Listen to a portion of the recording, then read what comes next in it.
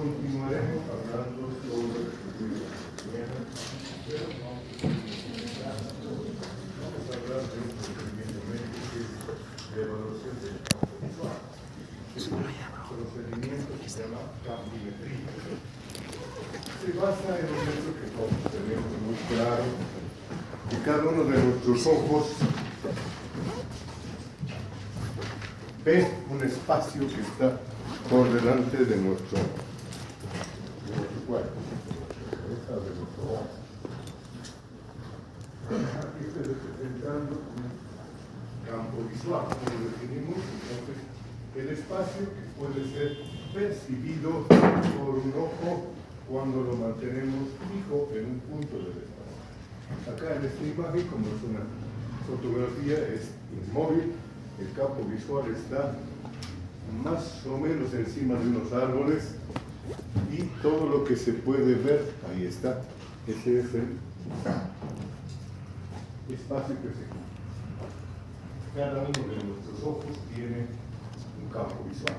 Ese campo visual, si ustedes se dan cuenta por las rayas que están superpuestas en la imagen, no es perfectamente circular. Es un campo un poco ovalado. Fíjense que en una parte es más pequeño,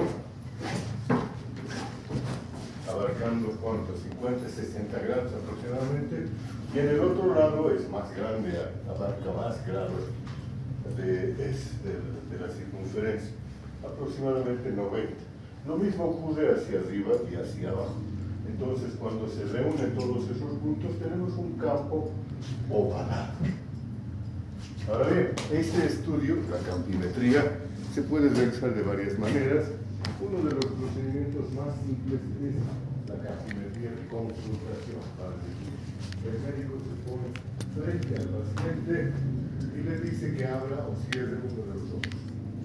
Fíjense que estamos representando aquí los dos ojos de la persona a quien se está examinando, y en el lado izquierdo de la imagen tenemos un campo visual que lo hemos aislado del fondo para destacar su calidad de ovalado. ¿Qué ojo es ese que está con un fondo oscuro?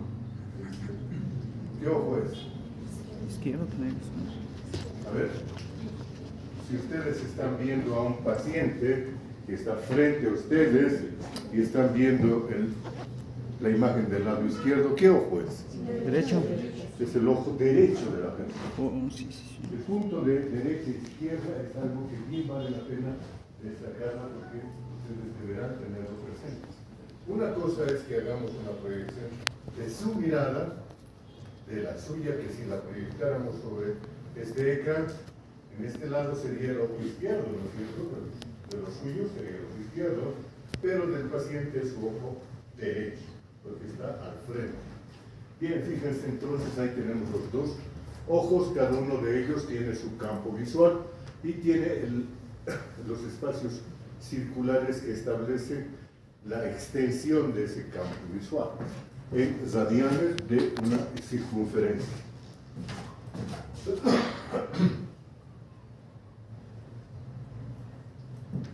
¿Qué es lo que se percibe y se puede medir de un campo visual?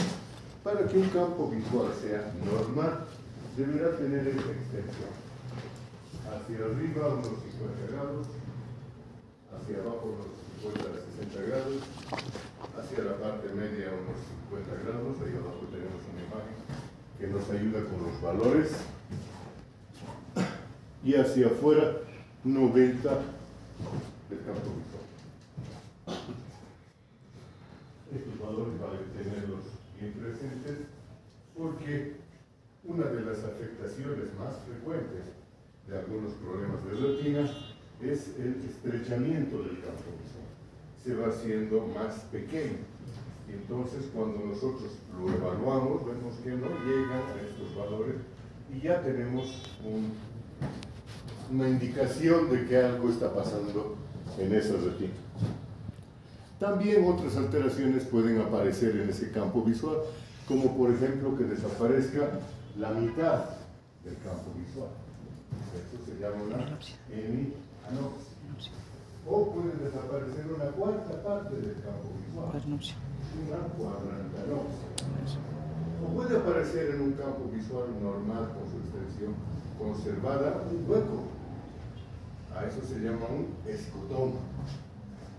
Cada una de estas circunstancias está hablándonos de un problema en la vía visual.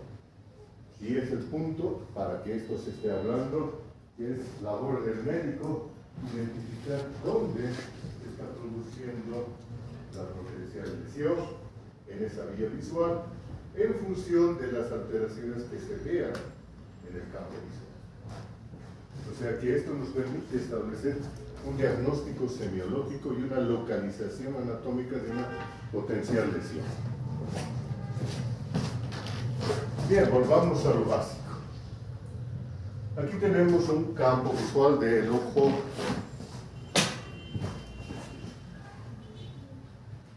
izquierdo de ustedes. El ojo derecho va a tener exactamente la misma percepción, ¿no es cierto?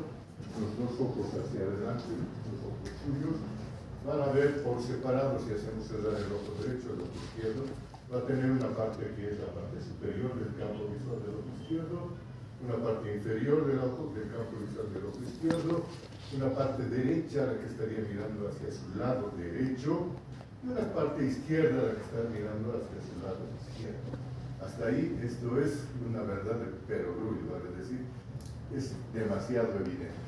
Si cerramos ese ojo y abrimos el otro, vamos a tener exactamente la misma disposición. Pero en este caso la diferencia es que lo derecho ya no mira hacia su nariz, está mirando hacia su lado temporal. En el ojo derecho, lo derecho mira hacia el lado temporal de la cabeza y lo izquierdo mira hacia el lado nasal. A diferencia del ojo izquierdo que miraba lo derecho hacia el lado nasal y lo izquierdo hacia el lado temporal. Parece un trabalenguas, un juego de orientación, pero son remarques importantes para que después podamos identificar las cosas adecuadamente. Vamos a añadir además un elemento que es el efecto de las lentes del ojo. ¿Cuál es la más importante lente de nuestro globo ocular? Cristalino. Nosotros tenemos 4 medios transparentes en el ojo, uno es la córnea, otro es el humor acuoso, otro es el cristalino y otro es el humor vítrico. ¿Cuál de ellos crees tú sea la lente o la lente más importante del globo? El cristalino, dice él. ¿Estamos de acuerdo? Sí, por favor, todo el mundo que esté de acuerdo, levante la mano. Quiero verlo. Yo creo en esto. Eso, muy bien. Un error casi unánime. La córnea. Yo te diría Eso es falso. La córnea tiene más. La lente más importante de nuestro globo ocular es la córnea. Es un cálculo. La córnea, que por su curvatura determina dónde se va a formar la imagen sobre la retina. lo mismo que la señal. Si la curvatura de la córnea falla, aparece un defecto de agudeza visual, porque la imagen se empieza a formar por delante o teóricamente por detrás de la retina, y lo que el sujeto percibe es algo borroso o opaco, como si todos los que utilizan sus lentes de medida en este momento se los quitaran y empezaran a ver, van a ver opacos, van a ver borrosos. ¿Por qué? Porque la imagen no se está formando exactamente sobre la retina. ¿De acuerdo? Entonces, queda claro, la córnea es la lente más importante del ojo. ¿Por qué? Porque tiene más fuerte índice de refringencia en relación a la imagen.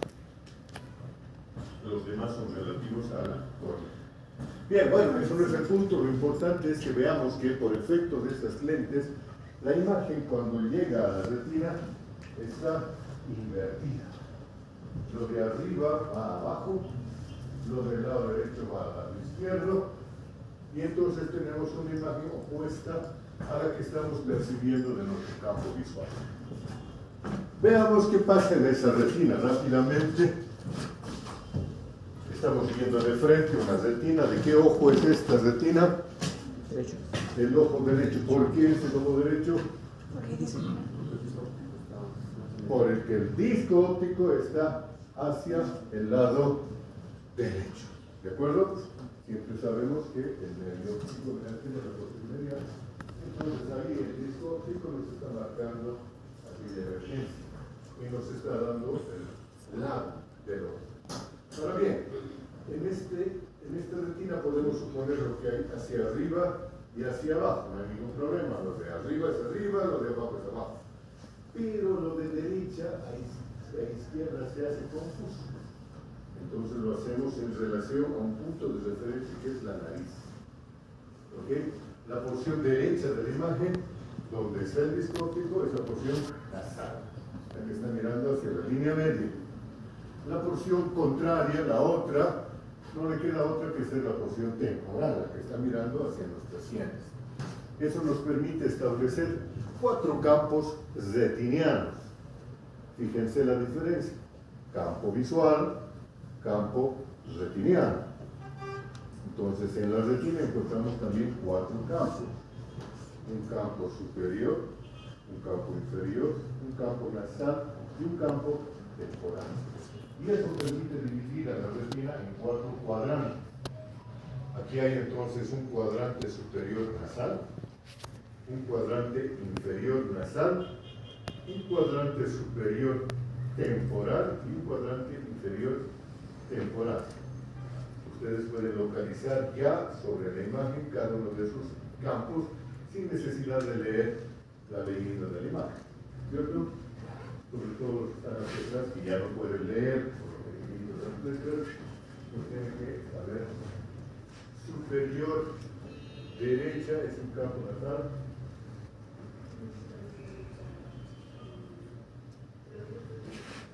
El campo de la imagen en la porción superior derecha, con el cuadrante superior derecho, sería superior nasal, ¿cierto?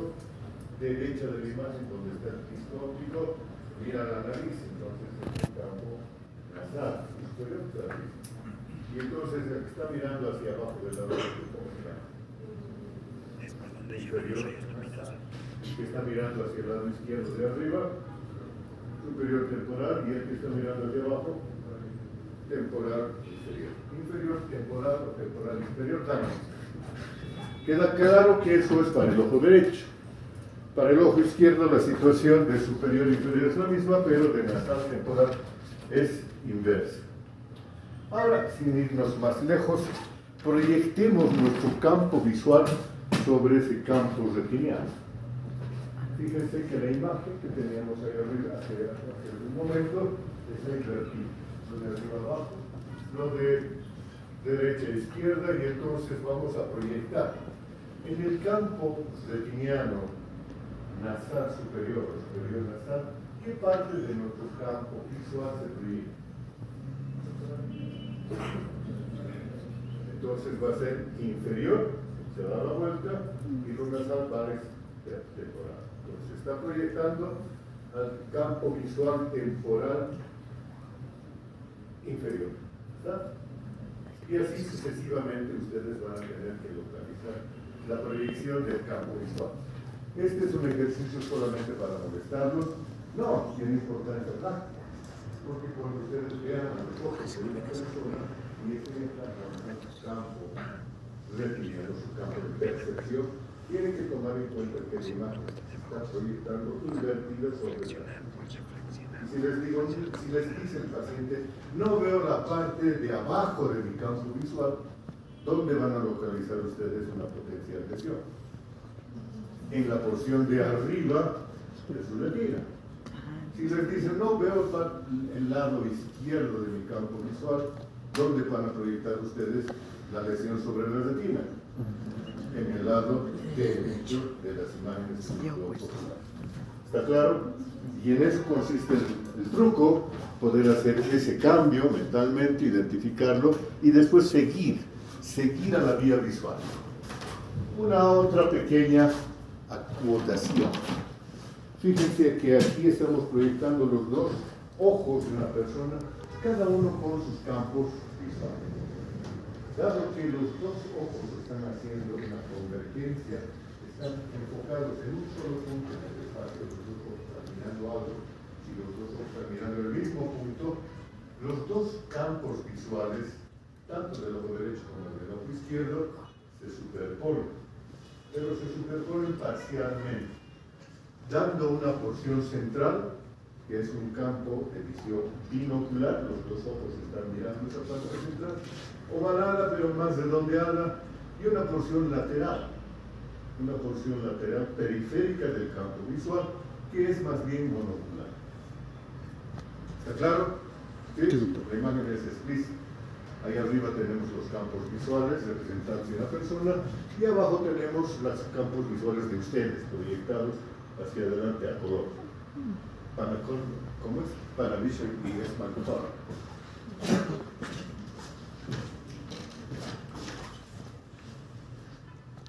A partir de esto vamos a proyectar la vía óptica de cada uno de ustedes.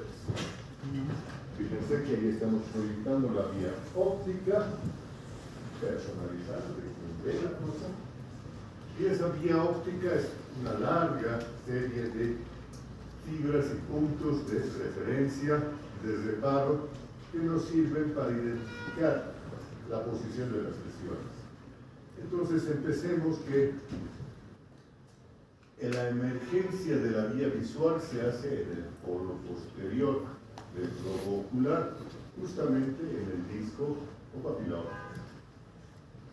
De ahí sale el nervio óptico, que está llevando más o menos 1.200.000 fibras mielinizadas desde este punto hacia atrás. Cada ojo tiene esa cantidad de fibras. O sea que entre los dos ojos tenemos como 2,5 millones de fibras nerviosas, cualquier cantidad. Esta porción emergente lo conocemos desde la infancia, es el nervio óptico. El nervio óptico sale del ojo, atraviesa la parte de atrás de nuestra órbita, sale por el agujero del conducto óptico y se fusiona más atrás formando un quiasma, el quiasma óptico, por supuesto. De este quiasma se desprenden dos prolongaciones laterales que aquí se los está llamando tractos ópticos. Una aclaración: la retina es una extensión de la masa cerebral, no es un nervio como cualquier otro, no es una extensión del sistema nervioso periférico, es una extensión del sistema nervioso central. Cuando vemos la retina a través del fondo de ojo, estamos viendo un pedacito del cerebro, y en eso consiste lo interesante de ver el fondo de la retina, el fondo del globo ocular, que estamos viendo directamente al cerebro y con sus vasos sanguíneos. Bien, pero ese no es el punto. El punto es que los nervios ópticos en realidad no son nervios, son tractos. Son tractos o extensiones de los nervios, pero que por el uso, por la costumbre, los llamamos nervios ópticos. Más atrás del quiasma óptico ya encontramos a los que se llaman también tractos ópticos. También se los llama cintillas ópticas, porque en la anterior nomenclatura, si el nervio óptico es el tracto óptico, el que está detrás del quiasma óptico, ¿cómo se llamaría? Ya no puede llamarse tracto óptico, se tiene que llamar cintilla. Pero no nos hagamos drama, nos vamos a quedar como lo más rasca. Nervio óptico, quiasma óptico, tracto óptico. ¿Dónde termina el tracto óptico? El tracto óptico termina en un pequeño núcleo del tálamo. Fíjense que ahí al lado hemos puesto monstruosamente amplificado el tálamo. Y uno de ellos son los dos tálamos, ¿no? Uno del lado derecho, otro del lado izquierdo, uno lo han cortado y se están identificando sus núcleos. Y debajo del pulvinar, este es el pulvinar, se los presento, salúdenlo. Hola pulvinar. Aquí están dos pequeños cuerpitos. Estos son los cuerpos geniculados. El que está hacia el lado periférico es el cuerpo geniculado lateral. El que está hacia la línea media es el cuerpo geniculado medial. No queda donde perderse. ¿Dónde terminan los tractos ópticos? En el núcleo o cuerpo geniculado lateral. Es importante que lo sepan porque al ladito están terminando las fibras de otro nervio, del nervio auditivo. Entonces el cuerpo geniculado lateral recibe información de la visión, del nervio óptico, y el cuerpo geniculado medial recibe información de la audición, del nervio acústico. ¿Ok? Y de allá, donde se establece una sinapsis, y de allá salen fibras que se van a dirigir hacia atrás en una especie de abanico que va a cubrir gran parte del lóbulo occipital. Este abanico va a recoger eso y va a terminar en esta porción de la corteza cerebral que está en el lóbulo occipital. Donde termina esa vía, entonces, en la zona, la corteza visual, en la porción posterior de nuestros lóbulos, lóbulo occipital, a los lados de la cisura calcarina. Punto. Ahora bien, esa es la vía anatómicamente. En lo funcional, veamos la dirección y el trayecto de las fibras nerviosas que ya están mineralizantes en el nervio óptico, qué es lo que hacen como trayecto, como camino. Fíjense que la cosa aquí se hace muy interesante porque en el quiasma no solamente se juntan los dos nervios ópticos, sino que intercambian sus fibras. Intercambian sus fibras en función del origen de la fibra. Fíjense que todas las fibras que están naciendo de las porciones mediales de los globos oculares, o sea, de los campos visuales nasales, campos retinianos nasales, tanto del ojo derecho como del ojo izquierdo, se van a entrecruzar a nivel del quiasma. Y entonces todo lo que es del ojo izquierdo se va a ir al lado derecho. Y viceversa, lo que es del ojo derecho se va a ir al lado izquierdo. Pero las porciones que vienen de la porción lateral temporal de los globos oculares no sufren ese intercambio, no se entrecruzan. Conservan las del lado derecho su lado derecho y las del lado izquierdo su lado izquierdo. Cuando analizamos la imagen que están transmitiendo estas fibras del tracto óptico, nos vamos a dar cuenta de que los campos visuales están lateralizándose. En el tracto óptico del lado derecho estamos recibiendo información de los dos campos visuales del lado izquierdo. ¿Sí? ¿Está claro? Empiezan a mirar con ojos desorbitados. En el tracto óptico del lado izquierdo, por el intercambio, están recibiendo información en anaranjado de los dos globos oculares, pero viendo su lado derecho. Campo visual derecho, tracto óptico izquierdo. Campo visual izquierdo, tracto óptico derecho. No importa el origen en los globos oculares. Puede ser del ojo derecho o del ojo izquierdo. ¿Está? Mueve la mano. Y así va a continuar a lo largo del resto de la vía visual. Vale decir que en la primera estación de relevo importante, cuerpo geniculado lateral, se va a proyectar el campo visual contralateral. Y este es el cuerpo genicular del lado derecho, recibe información del hemicampo izquierdo de ambos y viceversa. Y así va a continuar hasta la corteza visual. Vale decir que la corteza visual del hemisferio derecho, ¿de dónde va a recibir información visual? De la mitad del campo visual izquierdo. Y el lado derecho y el lado izquierdo va a recibir información del campo derecho.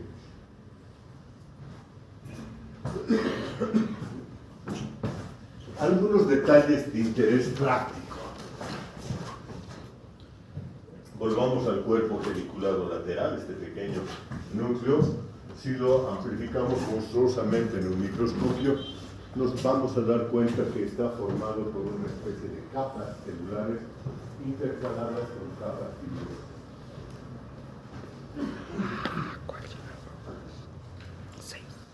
Y hay seis capas que se están superponiendo las unas a las otras, como se puede ver en el lado izquierdo de la imagen. ¿Las ven ustedes? Parece una cebolla, este cuerpo geniculado lateral. Entonces la pueden llamar cebollita o cebollín, por su tamaño. El cebollín tiene seis capas. Las más profundas son las primeras.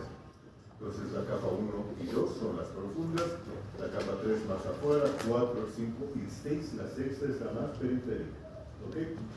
Fíjense ustedes que ahí microscópicamente se reconocen dos tipos de células del cuerpo geniculado, unas grandes, que están en la porción medial, en la extremidad 1 y 2, que se llaman células grandes, eso es la capa magnocelular, N, no se olviden, mientras que las otras capas periféricas, se llaman parvocelulares, porque son células pequeñas. Eso ya les va a estar dando una idea de la correspondencia entre cómo se denominan a las células ganglionares en la retina y cómo se van a denominar a las capas celulares del cuerpo geniculado lateral.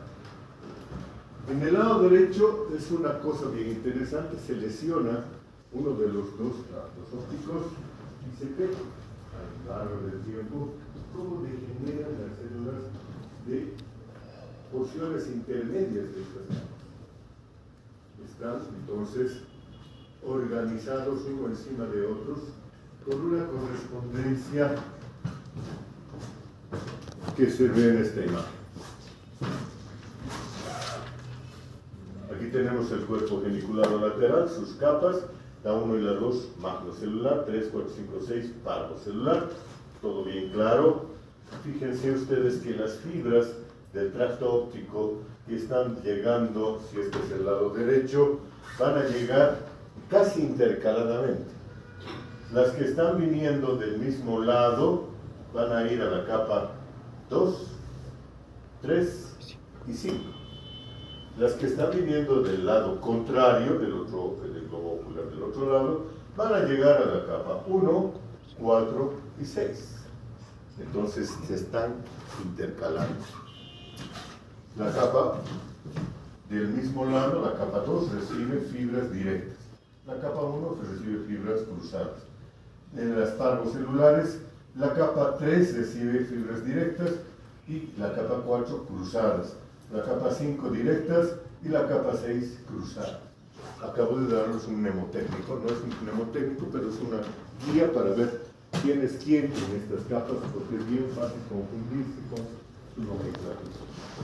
¿Okay? Ahora bien, un hecho más notable. Cuando vemos la extensión de estas capas, nos vamos a dar cuenta que las fibras que están llegando a cada una de ellas, ya sea del mismo lado o del otro lado, van a terminar exactamente sobre las mismas neuronas que están superpuestas a través de las 6 capas. Hacen una especie de columna a través de las 6 capas. Entonces, las que terminan en la capa 2, por decir, son las mismas que están terminando en el mismo punto en la capa 3, en la capa 5, y las que vienen del otro ojo traen la misma porción del campo visual. Cuando los dos ojos se están enfocando en un punto del campo visual, ese punto del campo visual va a caer sobre determinadas columnas retinianas y todas ellas, las que están en el mismo punto de fijación, van a terminar en esta columna de neuronas apiladas unas encima de otras. Entonces, como están interconectadas, todas ellas van a trabajar uniformemente, se van a fusionar. Si consideramos como columnas a esas, se van a fusionar los estímulos que están llegando del uno y del otro lado. Siempre del mismo punto del campo visual. Esto le da a una característica particular a la función del cuerpo genicular. Un ejercicio muy simple. Vean ustedes al frente, están viendo la imagen, le están viendo, ¿no es cierto? Sí.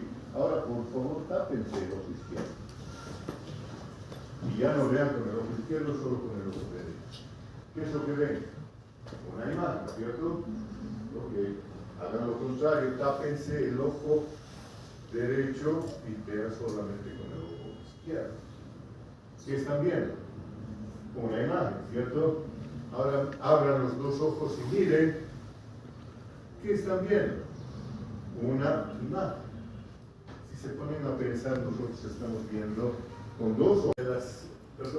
Hay 6 capas que se están superponiendo las unas a las otras, como se puede ver en el lado izquierdo de la imagen. ¿Las ven ustedes? Parece una cebolla este cuerpo genicular lateral, entonces la pueden llamar cebollita o cebollín por su tamaño. El cebollín tiene 6 capas.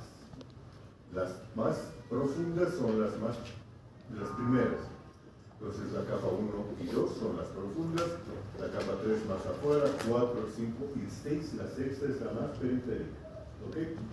Fíjense ustedes que ahí microscópicamente se reconocen 2 tipos de células del cuerpo genicular, unas grandes que están en la porción medial, en la extremidad 1 y 2, que se llaman células grandes, eso es la capa magnocelular, N, no se olviden, mientras que las otras capas periféricas se llaman parvocelulares, porque son células pequeñas. Eso ya les va a estar dando una idea de la correspondencia entre cómo se denominan a las células ganglionares en la retina y cómo se van a denominar a las capas celulares del cuerpo genicular lateral. En el lado derecho es una cosa bien interesante, se lesiona uno de los 2 tractos ópticos y se ve a lo largo del tiempo cómo degeneran las células de porciones intermedias de estas capas. Están entonces organizados uno encima de otros con una correspondencia que se ve en esta imagen. Aquí tenemos el cuerpo genicular lateral, sus capas, la 1 y la 2 magnocelular, 3, 4, 5, 6 parvocelular, todo bien claro. Fíjense ustedes que las fibras del tracto óptico que están llegando, si este es el lado derecho, van a llegar casi intercaladamente. Las que están viniendo del mismo lado van a ir a la capa 2, 3 y 5. Las que están viniendo del lado contrario, del globo ocular del otro lado, van a llegar a la capa 1, 4 y 6. Entonces se están intercalando. La capa del mismo lado, la capa 2, recibe fibras directas. La capa 1 recibe fibras cruzadas. En las parvocelulares, la capa 3 recibe fibras directas y la capa 4 cruzadas. La capa 5 directas y la capa 6 cruzadas. Acabo de darles un mnemotécnico, no es un mnemotécnico, pero es una guía para ver quién es quién en estas capas, porque es bien fácil confundirse con su nomenclatura. ¿Okay? Ahora bien, un hecho más notable. Cuando vemos la extensión de estas capas, nos vamos a dar cuenta que las fibras que están llegando a cada una de ellas, ya sea del mismo lado o del otro lado, van a terminar exactamente sobre las mismas neuronas que están superpuestas a través de las 6 capas. Hace una especie de columna a través de las 6 capas. Entonces, las que terminan en la capa 2, por decir, son las mismas que están terminando en el mismo punto en la capa 3, en la capa 5, y las que vienen del otro ojo traen la misma porción del campo visual. Cuando los 2 ojos se están enfocando en un punto del campo visual, ese punto del campo visual va a caer sobre determinadas columnas retinianas y todas ellas, las que están en el mismo punto de fijación, van a terminar en esta columna de neuronas apiladas unas encima de otras. Entonces, como están interconectadas, todas ellas van a trabajar uniformemente, se van a fusionar. Si consideramos como columnas a esas, se van a fusionar los estímulos que están llegando del uno y del otro lado. Siempre del mismo punto del campo visual. Esto le da a una característica particular a la función del cuerpo genicular. Un ejercicio muy simple. Vean ustedes al frente, están viendo la imagen, le están viendo, ¿no es cierto? Sí. Ahora, por favor, tápense el ojo izquierdo. Y ya no vean con el ojo izquierdo, solo con el ojo derecho. ¿Qué es lo que ven? Una imagen, ¿no es cierto? Hagan lo contrario, tápense el ojo derecho y vean solamente con el ojo izquierdo. ¿Qué están viendo? Una imagen, ¿cierto? Ahora abran los dos ojos y miren. ¿Qué están viendo? Una imagen. Si se ponen a pensar, nosotros estamos viendo con dos ojos. Y cada uno de estos ojos está transmitiendo una imagen. Deberíamos ver dos imágenes. Las personas que tienen estrabismo, cuando tienen desviados, ven dos imágenes. Y ustedes no. ¿De qué privilegio son? ¿Por qué solamente van a ver una imagen? Porque se fusionan las dos imágenes de los dos campos visuales en una sola, ¿en dónde? En el cuerpo, en un plano lateral. ¿Y para qué hace la naturaleza un desperdicio tan grande llevar dos imágenes sobre el mismo lugar? Para adquirir lo que la imagen está sugiriendo, la visión de profundidad. Fíjense ustedes, en las porciones laterales del dibujo se ve lo que vería el ojo derecho, los pines desviados un poquito hacia el lado derecho, lo que vería el ojo izquierdo, los pines desviados un poco hacia el lado izquierdo, pero cuando se consideran los dos ojos, vean ustedes en la porción central, estamos poniendo los pines uno detrás de otro y adquirimos la noción de profundidad. Vemos que está hacia adelante, que está hacia atrás. Entonces, ¿para qué sirve nuestro cuerpo geniculado lateral? Para iniciar nuestra percepción tridimensional. La inicia. Allí es donde se forma la imagen con una percepción tridimensional del campo visual. Los de nuestros campos visuales no son planos, son tridimensionales, en tres dimensiones. Si este no fuera el caso, si los ojos estuvieran desviados, ¿qué pasaría con el cuerpo genicular lateral? Imagínense que el ojo derecho está desviado hacia adentro. ¿Qué va a pasar? Cuando enfoquen los dos globos oculares del campo visual, la información que va a llegar va a ser de diferentes puntos del campo visual. Desde el ojo izquierdo, el ojo derecho va a estar mirando hacia adentro, va a ver la parte lateral del cuerpo y el otro va a estar al frente. Cuando llegue al cuerpo genicular lateral, ¿qué va a pasar? Una locura, porque no se van a poder superponer las imágenes. Va a empezar la diplopía, empezar a ver dos imágenes. La diplopía no es tolerada por nuestro cerebro, nuestra corteza visual no puede trabajar con dos imágenes, tiene que trabajar con una sola imagen con visión de fondo. ¿Qué hace la corteza visual? ¿Qué hace? ¿Qué cree que hace? ¿Perdón? La nula. Borra una imagen. Entonces, las personas que tienen estrabismo o ojos desviados no ven más que con un ojo, aun cuando si lo tapan ese ojo, el otro ojo está funcionando, también está mandando imágenes. Pero el cerebro, la corteza, ha anulado la visión. Porque la corteza visual no puede ver dos imágenes, tiene que ver una sola. Esa condición de eliminar una porción del campo visual, eliminar la visión de un ojo, se llama ambliopía. Entonces, las personas con estrabismo son ambliopes. Ven con un solo ojo, aun cuando el otro esté funcionando. Y si pierden ese ojo, el otro es el que empieza a funcionar por sí solo. Claro que si ha pasado el tiempo y han pasado los 5 años de vida de un nacido ambliope, esa imagen ya no está desarrollada como la de la original. Ahora es decir, no tiene los porcentajes. ¿Por qué? Porque las neuronas de correspondencia del cuerpo genicular lateral no han desarrollado adecuadamente en la porción central. Bueno, eso ya es oftalmología, no nos interesa finalmente. Aquí vemos las proyecciones de las radiaciones ópticas. Fíjense que tenemos la emergencia de las radiaciones ópticas que se dirigen hacia atrás a la corteza del lobo occipital, a ambos lados de la cercanía. Y allá van a terminar en el labio superior y en el labio inferior de la cintura cercanía.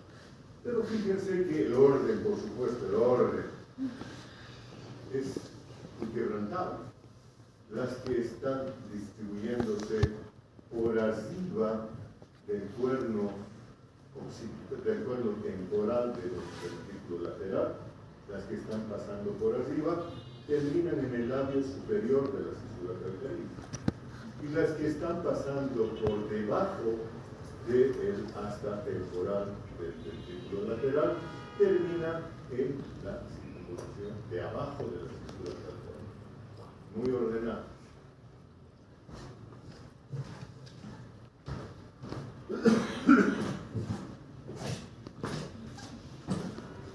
Esto tiene importancia funcional para el médico porque así puede localizar dónde se están produciendo las cuadrantanopsis. Vayamos un poco más abajo. Aquí vemos la distribución de las fibras en la corteza visual de acuerdo al punto de origen en la retina, en los campos retinianos. Fíjense que hay un problema de áreas. Las áreas centrales muy pequeñas del campo retiniano, numeradas 1, 2, 3, 4, se están proyectando sobre áreas muy grandes de la corteza occipital. Fíjense además,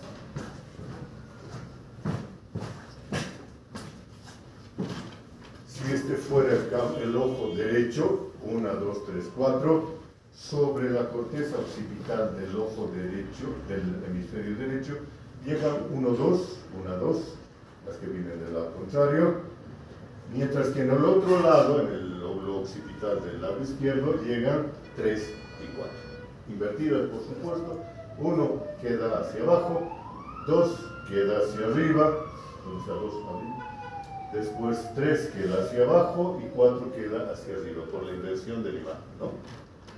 Entonces el campo visual, a ambos lados de esta cisura calcarina, no está representando anatómicamente la extensión de la retina. Está representando funcionalmente la extensión de la retina.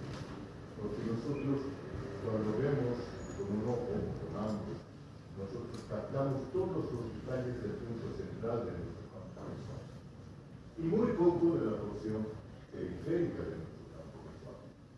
Entonces, cuando queremos leer, tenemos que enfocar directamente sobre el texto, la porción central de nuestro campo visual, y el resto de la periferia sabemos que está ahí, pero no nos interesa. Y eso es porque esta porción central, que es la que tiene gran cantidad, sobre todo de conos, visión de los colores, visión de detalle, está proyectándose sobre grandes áreas de la corteza occipital. Hay muchas neuronas que van a analizar esa imagen. Mientras que las porciones más periféricas de nuestro campo visual se proyectan sobre áreas cada vez más pequeñas de la corteza de la cisura calcánea. Dando una relación entonces de la importancia de cada una de estas dos áreas. La porción del polo occipital es la más grande y es donde está llegando la porción central de nuestro campo visual. Y conforme se va hacia adelante, se va haciendo más pequeña porque está llegando la porción periférica, la que anatómicamente tiene una mayor extensión, pero funcionalmente tiene una muy pequeña extensión. ¿Ok? ¿Está claro? La nomenclatura de la corteza occipital cambia, nosotros la conocemos como labio superior y labio inferior de la cisura calcarina, y vistos lateralmente, corteza occipital 2, hacia afuera la 3, la 4, y creo que hasta la 5 y la 6, dando la vuelta a la punta del lóbulo occipital. En lo funcional la nomenclatura cambia. Cuando hablamos de las láminas de Rexed, la distribución que hemos hecho anatómica se transforma en números, y en las áreas que están al lado de la cisura calcarina, la superior y la inferior, se convierte en el área 17. Entonces, funcionalmente, porque es una expresión funcional de las células de la corteza visual denominan área 17, las que están recibiendo la porción central de nuestro campo visual.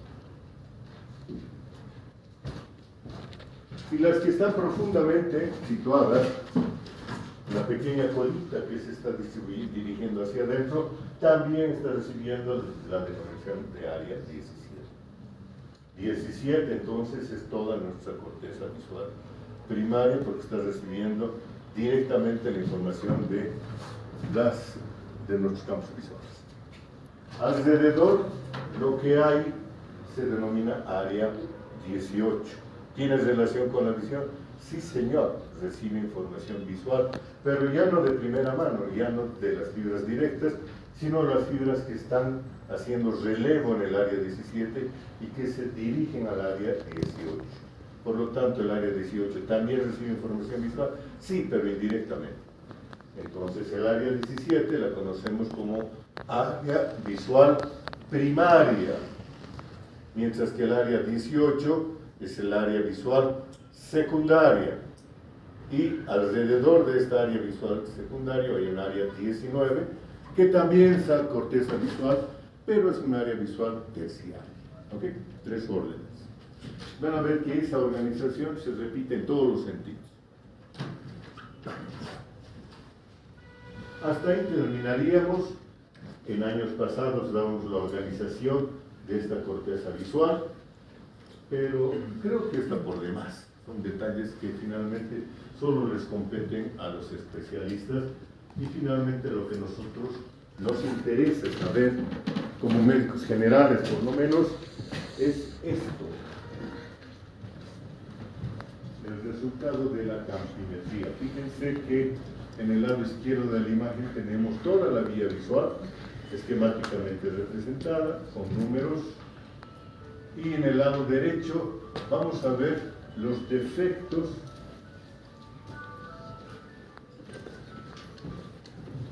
emergentes de la lesión de diferentes puntos.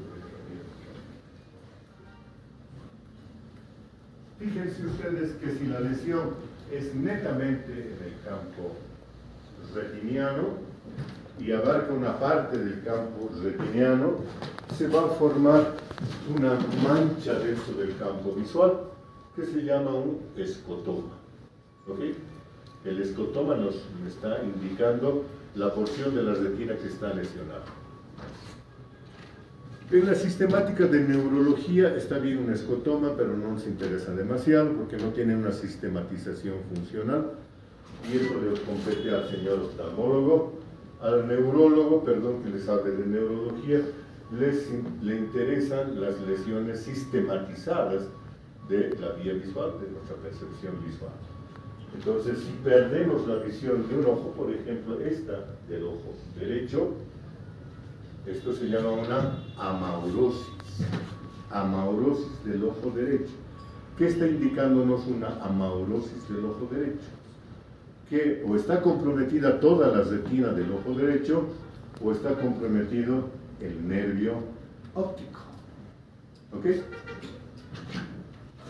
Por detrás de ella, de esta región de la retina, vamos a tener una lesión sobre el nervio óptico. Entonces vamos a empezar a cambiar nuestro análisis. Una lesión en el 3, en el quiasma, ¿qué es lo que nos va a producir?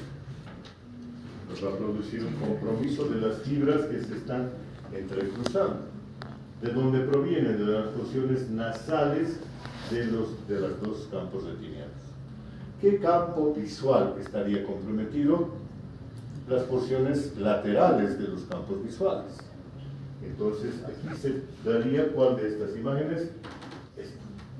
Estamos perdiendo la visión de las porciones laterales de ambos campos visuales. Esta es una hemianopsia, también llamada hemianopsia heterónima o bitemporal. Lo de bitemporal es más fácil, porque se están perdiendo los dos campos temporales de ambos ojos. Entonces se las presento, hemianopsia heterónima o bitemporal, que indica una lesión del quiasma óptico. Esta es una lesión frecuente, no es tan frecuente, pero es patognomónica de un problema en la hipófisis, porque el quiasma óptico está apoyando directamente sobre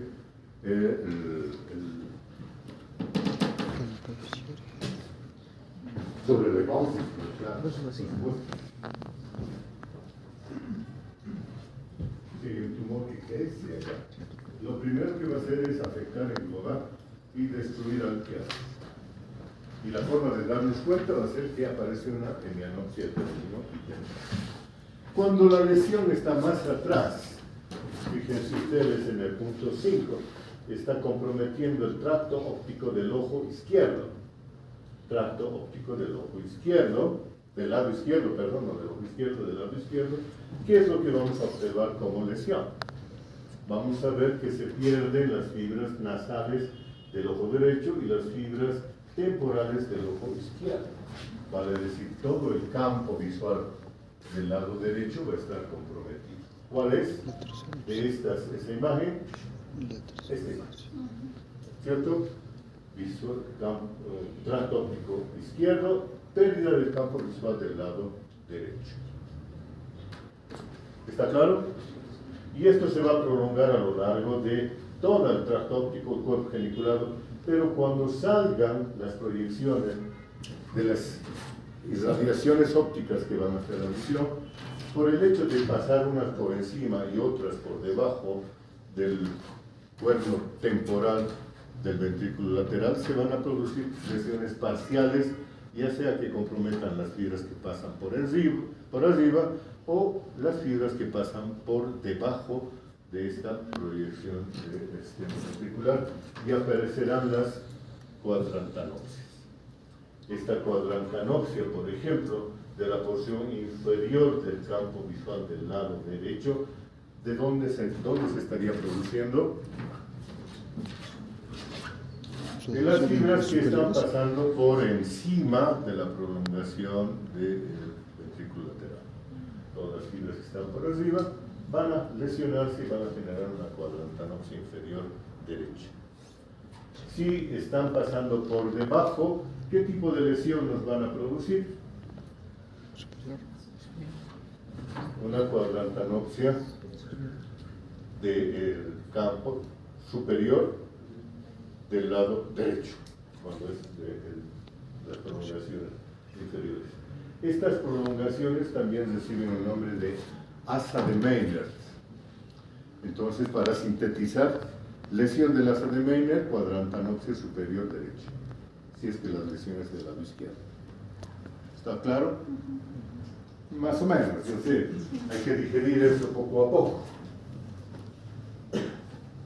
Si las lesiones son más posteriores y están tomando partes de la corteza visual, vamos a ver que se dan unas situaciones interesantes en las que podemos conservar la visión central de nuestro campo visual, pero perdemos la visión periférica de nuestro campo visual por la distribución desigual de estas fibras. Ustedes recuerdan lo que dijimos, que las porciones laterales están recibiendo la información de la porción central de nuestro campo visual. Entonces, una lesión que esté afectando la porción ya no del polo mismo, sino más profunda, va a generar una presentación como esta, donde se conserva la visión central, pero se pierden las lesiones periféricas de ambos ojos. Esto es un juego que vamos a desarrollar a lo largo de las prácticas de neurofisiología y probablemente también en las preguntas del examen. Les vamos a caer preguntas de esto, así que dense el trabajo. Reflejo fotomotor lo vamos a dejar de lado y ahora nada más, este es el final. Terminamos con la guía visual. ¿Ok? Ese es muy bien, nada, ¿no? Gracias.